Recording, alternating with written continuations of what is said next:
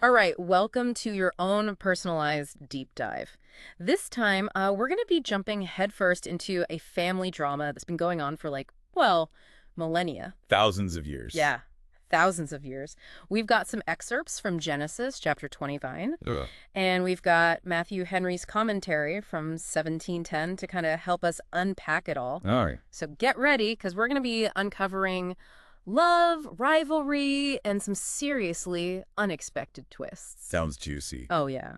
And it's all centered around a well in a distant land. You know, it's amazing how, even though this story is, as you said, thousands of years old, Yeah. it still has so much to say about the things we go through today, Yeah. like our emotions and all the situations we find ourselves in. Right. It's like we're looking back in time and seeing ourselves reflected in these characters. Yeah, totally. So imagine this. Jacob, our main guy in this story, he's on this journey to Haran.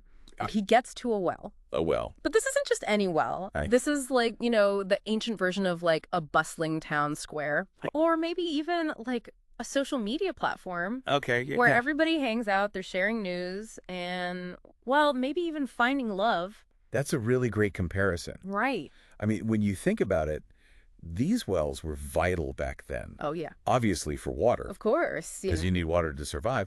But there were also these social hubs. Right. Places where people connected, where information spread. Yeah. Imagine shepherds getting together, exchanging stories, maybe even scouting out potential spouses for their kids. Oh, yeah, totally. Okay, so Jacob sees these shepherds just chilling by the well with their flocks. Right. He's a pretty social guy, so he goes up and starts talking to them. He asks about this guy named Laban. Okay. Little does he know, this little question is about to change his whole life. It really does. Because right at that moment, Laban's daughter shows up with her father's sheep. Oh, wow. Her name's Rachel. She's a shepherdess. Okay. Strong, independent. It's a good reminder that even way back then, women weren't always just stuck at home. Right. They had roles outside the house. They were out there working. Yeah. It's pretty cool. And Jacob is instantly smitten. The text says he kissed Rachel and lifted up his voice and wept. Wow, that's intense. Yeah, it's this super emotional moment, almost like love at first sight, biblical style. You got it. Yeah. And it makes you wonder how people thought about love back then. Right. Was it just this romantic thing? Yeah. Or were there also practical reasons, social pressures, all that mixed in? That's a great question. And, maybe we can dig into that a little bit later. Sure. So after this, pretty dramatic first meeting, Yeah. Jacob introduces himself. Okay. And Rachel, she runs off to tell her dad, Laban, who just so happens to be Jacob's uncle. Oh, wow. So it's a family affair. It is. Total family affair. Yeah. You see how important family was back then? Right. Those bonds, they were everything. Went beyond just immediate family. Oh. It was about social standing, economic ties. Oh, yeah. Really important stuff. And we see that in how Laban reacts, right? He's totally. He welcomes Jacob, with open arms. He kisses him, brings him into his home. Mm-hmm. It's obvious that hospitality, that whole kinship thing, it's a huge deal. Definitely. Yeah. Being a good host, especially to family, it was both a duty and an honor. Right. It solidified those bonds, reinforced what they owed each other socially. Yeah. Yeah. So Jacob's hanging out with Laban for a month. Everything seems great. Mm-hmm. But then Laban, he's a practical guy. He Yeah. says to Jacob, look, you're family and all, but you can't just live here for free. Right. What's the plan? That's a turning point, right? Oh, totally. Because it sets up this bargain that's going to basically shape the rest of Jacob's life. Yeah. And it's going to affect generations to come. Right. He's totally in love with Rachel, but now he has to prove he's worthy of her to her father. Okay. And how does he do that?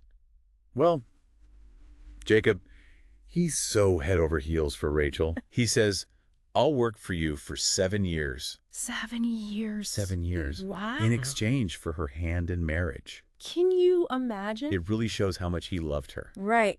The text even says those 7 years felt like just a few days to him That's crazy. because of his love for Rachel. Wow. Talk about a grand gesture. Yeah. He's like, I'll do anything for her. Exactly. And Laban, he's like, okay, deal. Yeah. So Jacob works 7 long years, Wow. all for the woman he loves. Mm-hmm. The wedding day finally arrives. Okay. They've got the feast all ready. Jacob's ready to claim his bride. There's a Oh. twist, isn't there? Oh, yeah. A big one. On the wedding night, Laban substitutes Leah, his older daughter, for Rachel. What? It's a shocker. Can you believe that? What a wedding night surprise. I know. Laban, he tries to justify it. How? What? How can you justify that? He says it's tradition to marry off the older daughter first, Oh, come on. but it still feels like a total betrayal. Yeah. I mean, come on. It really makes you think about the whole clash between what society expects Right. and what individuals want. You got it. Right. I mean, Laban's actions might fit with the norms of the time, Yeah. but he's totally going against what he promised Jacob. Totally. So how does Jacob react to this? I mean, he doesn't just, accept it, does he? Well, he's understandably furious. Yeah. He confronts Laban Of course he does. about the whole trickery thing. Yeah. But Laban, he hasn't got an angle. Right. He's like, okay, you can still marry Rachel, Okay. but only after you work another 7 years. Wow. Talk about adding insult to injury. I know. 14 years. For the woman he loves. That's some serious dedication. I know, but, this agreement leads Jacob into a polygamous marriage, It does. which brings a whole other set of complexities. It sure does. And before we get into that, I'm curious, what are your first thoughts on all this? Yeah, what stands out to you in this ancient drama? Yeah. What are your initial reactions? I mean, 14 years, that's longer than most people are even married these days. I know. It really puts things in perspective, doesn't it? Yeah, for sure. But back then, things were just, so different. Right. Especially when it comes to marriage and family. Yeah. It's definitely not your average love story. Definitely not. So Jacob's working off those extra 7 years, and in the meantime, Leah, she starts having kids.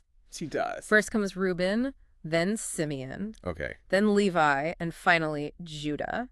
And each of those names, they have such a deeper meaning. Oh, yeah. It's like Leah is stuck in this web of what society expects, and she's got this unrequited love for Jacob. Yeah. She thinks that if she gives him sons, then he'll finally love her. Oh, that's kind of sad. It is. It's like her first son, Reuben, his name means see, a son. Right. It's almost like she's saying, look, now you'll love me. Exactly. Ugh. It's so poignant. Yeah. And then Simeon, his name means hearing. Yeah. Like she believes that God has heard her prayers. And then there's Levi. Levi. His name means joined, Oh, wow. maybe hoping for a closer connection with Jacob. It's like she's putting all her emotions into these names. He really is. All her hopes, her anxieties, all of it. It's powerful. Yeah. And then comes Judah, Judah. whose name means praise. Right. And he's the one who's going to be the ancestor of King David. It's amazing, isn't it? Yeah. This family story, it ties into, the bigger story of history. Totally. It's crazy. It makes you wonder how much of our own lives are connected to events, way bigger than us. He really does. Stuff we might never even fully understand. It's a humbling thought, right? Totally. And this is where Matthew Henry's commentary comes in. Okay. He's writing from, the 1700s, Yeah. but his insights are still super relevant today. Oh, absolutely. He's really focused on this idea of God's plan, working even when people mess up, Okay. even when things get complicated. Right. He sees the names of Leah's sons, not just as, her personal feelings, Yeah. but also as these prophetic statements about their destinies. Oh, wow. So he's adding a spiritual layer to the story. Exactly. He's connecting it to something bigger. I mean, this whole story is just wild. There's love, betrayal, ambition, Oh, yeah. family drama, even hints of prophecy. It's a lot to take in. It is. It really is. But for our listener, what do you think are the key takeaways? That's a great question. What connects this ancient story to our lives today? Yeah, what resonates with you? What grabs your attention? What makes you curious? Honestly, for me, it's that emotional roller coaster you mentioned, Jacob. Yeah. He's just so in love with Rachel. Right. And Leah, she just wants her husband to love her back. And then you've got Laban, kind of like the puppet master behind it all. It's all very human, isn't it? Yeah, totally. Even after thousands of years, it's still so relatable. That's the power of these stories, Mhm. Love, loss, ambition, family. Yeah, Those are themes that connect with everyone, no matter what time period you're in. totally. And what about all the deception? Oh, yeah. That's everywhere in this story. It really is. First, Laban with the whole switching the brides thing. Right, right. And then Rachel, she tries to manipulate things with those mandrakes, hoping to get pregnant. Yeah, it really makes you think about all the ways people deceive each other. It does. Deception, it can be so destructive. Oh, for sure. But sometimes it's almost a way to survive. It's interesting how it plays out in the story Yeah. and how it, connects with our own experiences. Have you ever been in a situation where you felt like you couldn't be honest? Ooh, Ooh, that's a good question. Or where it was hard to tell what was true and what was a lie.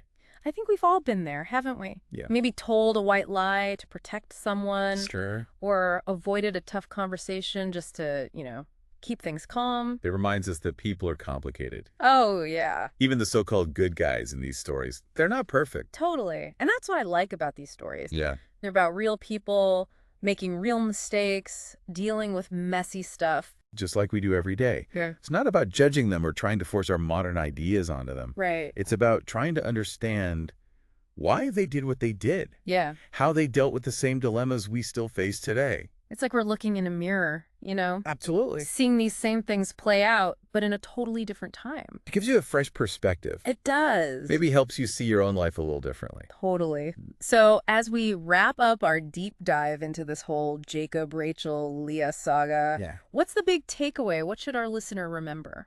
Even when life is crazy and confusing, Yeah. even when things seem unfair, Yeah. there's always room for growth, for change, even for forgiveness. Okay. It's about recognizing those universal themes, love, ambition, the power of family, Yeah. both in these ancient stories and in our own lives today. That's a great way to put it. Bingo. That's like even stories from thousands of years ago. They can still teach us something. They can. They really can. Something that can help us on our own journeys. And as you go about your day, Yeah. think about how this story might shed some light on your own understanding of love, ambition, and family. That's a good one. I'll definitely be thinking about that. It's something to ponder, isn't it? It really is. We'll leave you with that thought-provoking question. Yeah. Until next time, keep exploring, keep questioning, and keep diving deep.